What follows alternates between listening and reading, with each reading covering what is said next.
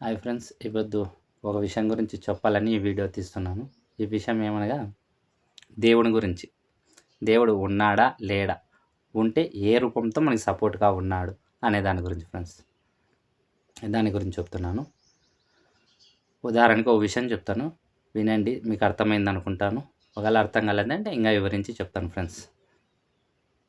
ప్రతి మనిషి నేను పలానా రోజు హ్యాపీగా ఉన్నాను అనేది, ఆ రోజు హ్యాపీగా ఉన్నా, ఈ రోజే హ్యాపీగా ఉన్నాను అని చెప్తారు.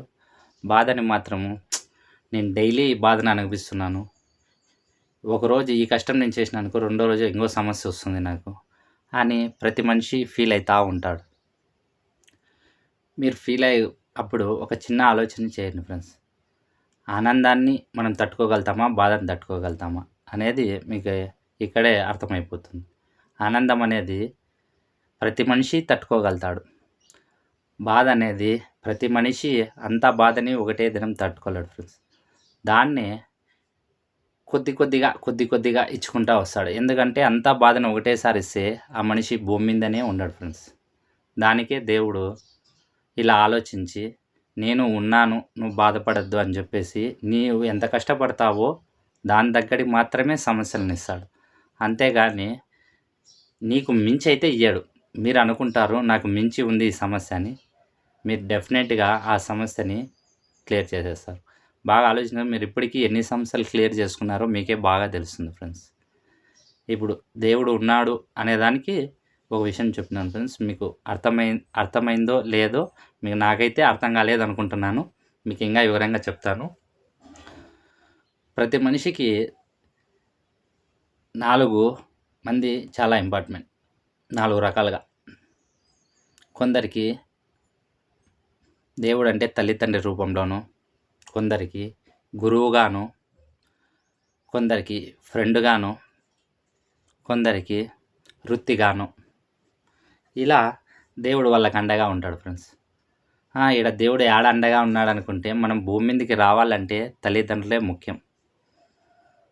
తల్లిదండ్రులలో దేవుడు ఉన్నాడు కాబట్టేసి మనం బయటపడినాం, భూమి మీదకి రాగలిగినాం. బాగా ఆలోచించుకోండి. దేవుడు ఉంటేనే మనం భూమి మీదకి రాగలుగుతాం అనమాట. మా అమ్మ కనింది కదా, మా నాన్న సపోర్ట్ ఇచ్చాడు కదా అని కాదు ఫ్రెండ్స్. భూమి మీద మనం రావాలంటే దేవుడు అండ ఎంత ఉందనేది తల్లిదండ్రుల రూపంలోనే మీకు అర్థం చేసినట్ల. మీకు ఈ అర్థం కాలేదని కొందరికి తల్లిదండ్రులుగా అర్థమవుతుంది, కొందరికి అర్థం కాకునే వాళ్ళకి గురువుగా అంటే కొందరికి చదువులోను, కొందరికి వర్క్లోను, కొందరికి కోచింగ్గాను, ఇలా రకరకాలుగా మనిషికి తెలిపిస్తాడు అనమాట. నీకు అర్థమయ్యేది ఎట్లా అంటే, నేను ఆ మనిషి నాకు ఆ పని నేర్పించినంటే, ఆ కోచింగ్ నాకు నేర్పించింటే, నాకు ఈ సారు ఇలా నేర్పించినాడు కాబట్టి నీకు లైఫ్ టైం అనేది ఈ వృత్తి వల్ల, ఈ గురువు వల్ల నీకు నీట్గా అర్థమవుతుంది ఫ్రెండ్స్. మూడోది ఫ్రెండ్ అని ఎందుకన్నానంటే, చాలామంది మనము ఏ కష్టం వచ్చినా కానీ ఫ్రెండ్కో దేవునికో చెప్పుకోలేం. చాలామంది ఫ్రెండ్స్కే చెప్పుకుంటాడు. ఆ ఫ్రెండ్స్ అనేది నువ్వు ఇలా చేసుకో అని చెప్తాడనమాట. ఆ ఫ్రెండ్లోనూ దేవుడే ఉన్నాడు, ఆ గురువులోనూ దేవుడే ఉన్నాడు, మనకు పుట్టించిన తల్లిదండ్రుల్లోనూ దేవుడే ఉన్నాడు.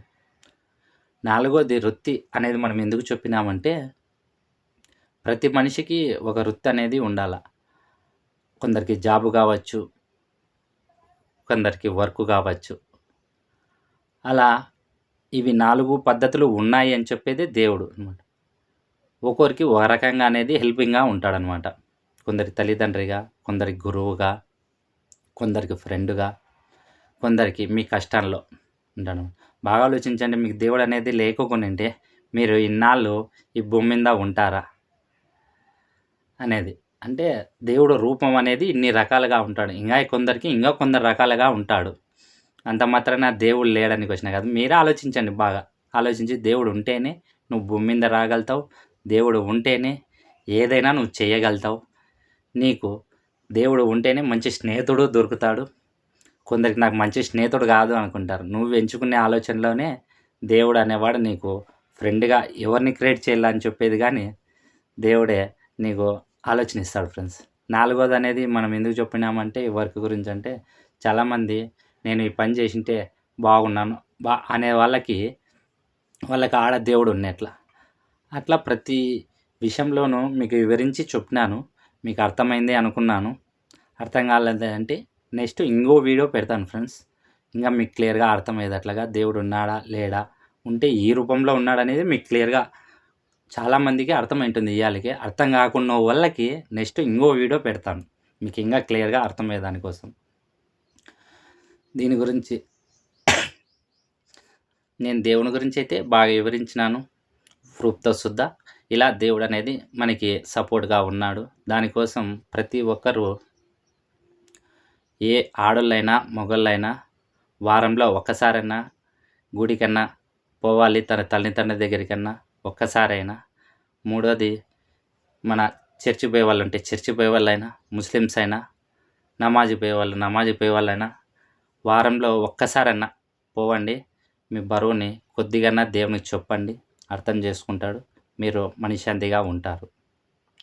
రెండో విషయం, మీరు ఇవన్నీ చేయడానికి కారణం, నేను చెప్పడానికి కారణం ఏమంటే, చాలామంది గుళ్ళకు పోయేకి కానీ, ఇలా చర్చికి పోయేకి కానీ, మసీదులు పోయేకి కానీ, తల్లిదండ్రులకు కానీ చాలామంది అర్థం చేసుకోలేకున్నారు. వీళ్ళు ఉంటేనే మనం ఉన్నాము అనే విషయం చాలామంది. ఇప్పుడు నేను పండగ వచ్చినప్పుడు చూస్తే కనీసం అంటే 10% మాత్రమే పండగలకి గుళ్ళకి పోతున్నారు, చర్చులకి అలానే పోతున్నారు, నమాజులకి అలానే పోతున్నారు.